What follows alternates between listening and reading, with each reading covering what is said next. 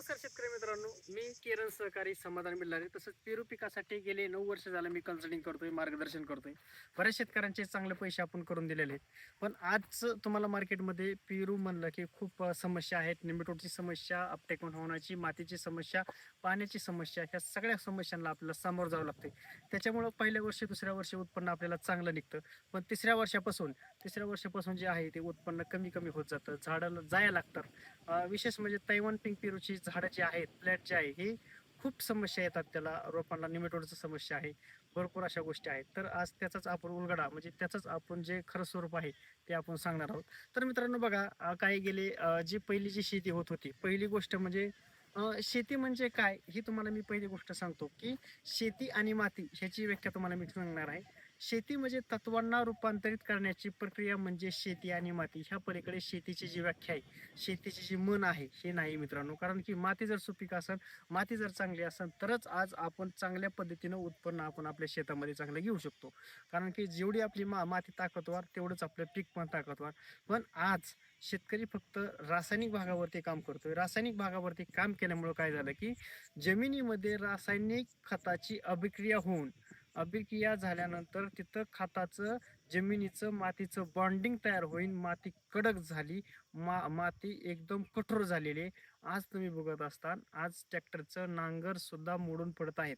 का? कारण तिथं रासायनिक खतांची अभिक्रिया झाली आणि त्याच्यामुळे जमीन आपली कडक होत चाललेली आहे, नापीक होत चाललेली आहे.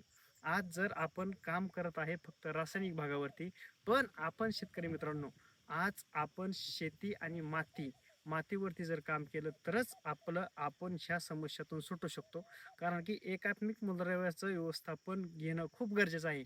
प्रत्येक तुमच्याकडे आज कोणी येतं असं सांगत असन, ही वापरा, ती वापरा, ही वापरल्यानंतर काहीच गरज नाही, आमचं घ्या, ही घ्या. अशा बरेच मार्केटमध्ये सगळे लोक फिरत आहेत मित्रांनो.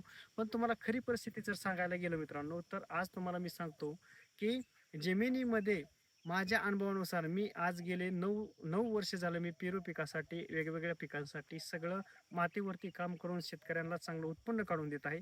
आज तसं बघायला गेलं तर मित्रांनो, तुम्हाला सांगतो, जैविक, सेंद्रिय, रासायनिक ह्या तिन्हीची जोड घेऊन एकात्मिक मुद्राचं व्यवस्थापन करून आम्ही गेले 9 वर्ष झालं मार्गदर्शन करतोय. त्यामुळे आमच्याकडले जे प्लॉट आहेत, तुम्ही माझ्या मागच्या व्हिडिओमध्ये बघा, जे प्लॉट आहेत ते एकदम चांगले आहेत. आता बघा, आता एकात्मिक मुद्राचं व्यवस्थापन म्हणजे काय मित्रांनो, की बघा, जैविक, सेंद्रिय, रासायनिक ह्या तिन्हीची जोड घेऊनच आपल्याला काम करायचं, ठीक आहे. म्हणजे आता बघा, विषय सांगायचा गेला तर तुमचा रासायनिक भागामध्ये कोणते तत्व असतात? NPK, मुख्य अन्नद्रव्य, नायट्रोजन, फॉस्फरस, पोटॅश. दुसरी गोष्ट, विद्राव्य खतामध्ये 12, 61, 43, 13 जे आपण वॉटर सोल्युबल सोडतो ते.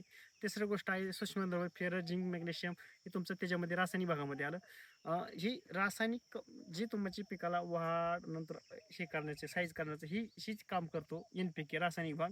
आता दुसरा भाग जर बघायला गेलं तर दुसरा भाग मित्रांनो आहे, दुसरा भाग आहे तो सेंद्रिय भाग. सेंद्रिय भागाचं काम जे आहे, सेंद्रिय भागाचं शेण रेशो, कार्बन आणि नायट्रोजन मेंटेन ठेवण्याचं काम जे आहे, हे जमिनीमध्ये शेणखत, कंपोस्ट खत, मळी, ताक, देमचा असे बऱ्याच गोष्टी आहेत, ही सेंद्रिय भागामध्ये आहे. हे म्हणजे तत्वांचं भांडार. आता जुनं पारंपरिक पद्धतीने ज्यावेळेस आपली शेती करत होते, आपले वडील पारजी ज्यावेळेस शेती करत होते, त्यावेळेस कुठलाही रासायनिक भाग नव्हता.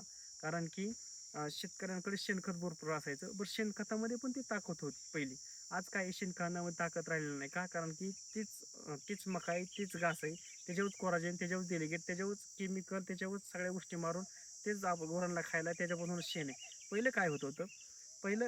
काय होत होतं? गुरं रानामानाने चरायला जायची, सगळ्या वनस्पती खायची, त्यांच्या शेणाद्वारे सगळे न्यूट्रिशन आपल्याला मिळायचे, दूध पण चांगलं पौष्टिक मिळायचं.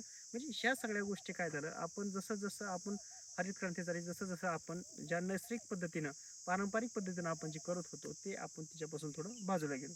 तर मग आता बघा, आता काय घेतलं, रासायनिक भाग घेतला, सेंद्रिय भाग. आता तिसरा गोष्ट महत्त्वाचा म्हणजे काय, की जैविक भाग हा सगळ्यात अति आणि आवश्यक. जमिनीमध्ये जीवसृष्टी ही सगळ्यात महत्त्वाची होती.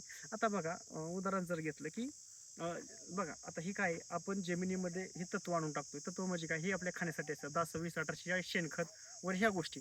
पण डायरेक्ट खाऊ शकतो का? साधं त्याला एक प्रक्रिया असते. मी तुम्हाला मगाशी सांगितलं, शेतीची व्याख्या जी आहे, तत्वांना रूपांतरित करण्याची प्रक्रिया म्हणजे शेती आणि माती. म्हणजे तत्व आता 10, 20 सेंद्रिय भाग हे तत्व आपण जमिनीमध्ये आणून टाकलेले आहेत. पण त्याच्यावरती प्रक्रिया करायला लागते. म्हणजे आता उदाहरण घेतलं गव्हाचं, जर गहू आपल्या खाण्यासाठी असतात, डायरेक्ट गहू खाऊ शकतो का आपण? नाही. त्याला एक प्रक्रिया असते, त्याचं दळण, नंतर कणिक लाटणं, भाजणं आणि नंतर खाणं, तसं आपण खाऊ शकतो. तसंच हे जे तत्व आहेत 10-26 1840 शेणखत हे डायरेक्ट खाऊ शकत नाही. हे खाऊ शकत नाही, मग ह्याला काय असतं, ह्याला एक प्रक्रिया असते. ही प्रक्रिया कोण करतं मित्रांनो, बघा आता ही प्रक्रिया कोण करतं, ही प्रक्रिया जैविक भाग करतो, म्हणजे जमिनीमधील जीवसृष्टी, सॉइल इकॉलॉजी. कारण की जमिनीमध्ये जेवढी तुम्ही खतं टाकणार त्याच्यावरती सूक्ष्म पातळीवरती विघटन करून त्यातली तत्व काढून मुळातून खोडात, खोडातून फांद्यात, नंतर फुलात, नंतर फळात आणि नंतर ते न्यूट्रिशन आपण खाऊ शकतो. ह्यासाठी खूप महत्त्वाचा गरजेचा भाग म्हणजे जैविक भाग. कारण की माझ्या खिशात 100 गोणी खत आणून टाकण्याची क्षमता, माझ्या खिशात रानात आणून टाकण्याची क्षमता असेल, पण एक तरी खताचा दाणा उचलून मी माझ्या पिकामध्ये घुसू शकत नाही. त्यासाठी मला जैविक भागावरतीच काम करायला लागणार आहे. आता आपल्याला लक्षात काय आलं की जैविक सेंद्रिय रासायनिक ह्या तिन्हींची जोड घेतल्याशिवाय आपली शेती होऊ शकत नाही. झाली तरी तुम्हाला 1 वर्ष 2 वर्ष तुम्हाला उत्पन्न निघन, नंतर तुम्हाला जे उत्पन्न आहे कमी कमी, झाडांना ट्रेस, माती नापीक होणं, शारपट होणं, ह्या सर्व गोष्टींची समस्या येणार आहे. आता आम्ही मार्गदर्शन करतोय, कोणाला जर मार्गदर्शन पाहिजे असेल तुम्ही खाली दिलेल्या नंबरवरती संपर्क करा. तुम्हाला पूर्णपणे माहिती ह्या तिन्हींची जोड घेऊन कसं आपलं उत्पन्न चांगल्या पद्धतीने घेता येईल हे आपण नियोजन करणार आहोत. कारण आम्ही एकदम चांगलं फॉर्म्युलेशन तयार करून शेतकऱ्याला आम्ही उत्पन्न वाढवण्यासाठी गेल्या 9 वर्ष झाला आम्ही शेतकऱ्यांना मदत करत आहे. धन्यवाद. आपला केरळ सहकारी समाधान मिळणारे पेरू मार्गदर्शक, सर्व पेरू पिकासाठी आपण पेरू आसन, डाळिंब आसन, टोटल पिकांसाठी आपण एकात्मिक मूलद्रव्याचं व्यवस्थापन घेऊन मार्गदर्शन करतोय. तर खाली दिलेल्या नंबरवरती तुम्ही अवश्य संपर्क करा. धन्यवाद मित्रांनो.